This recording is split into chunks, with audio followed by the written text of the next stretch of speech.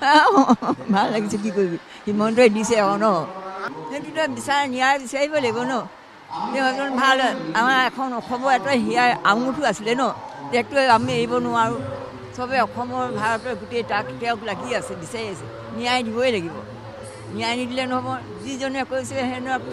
জুবিনক ন্যায় দিব লাগিব তেহঁতৰ যি শাস্তি পাব লাগিব শাস্তি দিবই লাগিব হয় নহয় সেইটোৱে কৈছোঁ শাস্তি দিবই লাগিব কাৰণ এনেকুৱা এজন ল'ৰা আমি ৰখাব নাপাওঁ আৰু নোলাব 50 বছৰলৈকে নোলাব পায় ঠিকান নাই ক'ব নোৱাৰি ন বেয়া লাগিছে সেইকাৰণে গান শুনিলে বেয়া লাগে ন্যায় যুঁজ চলি আছে এই অকল মহিলা গোটবিলাকে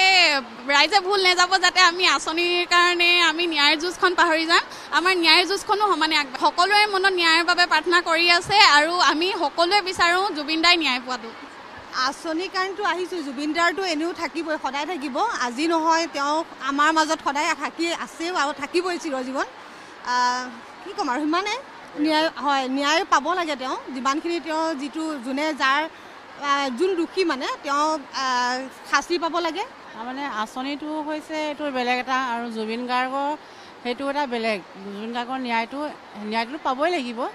আৰু আঁচনিটো আমি বহুত আগৰ পৰা এইটো ছিষ্টেম কৰি থকা হৈছে গতিকে এইটো পাব লাগিব আৰু ন্যায়টোতো দিবই লাগিব কাৰণ জুবিন গাৰ্গ গোটেই অসমৰ নহয় একেবাৰে ভাৰতবৰ্ষই তেওঁ এজন বিখ্যাত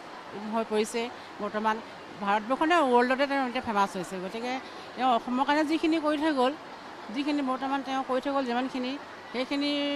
চাই পিনে তেওঁক ন্যায় পাবই লাগিব আমি তেওঁ ন্যায় পোৱাটো বিচাৰোঁ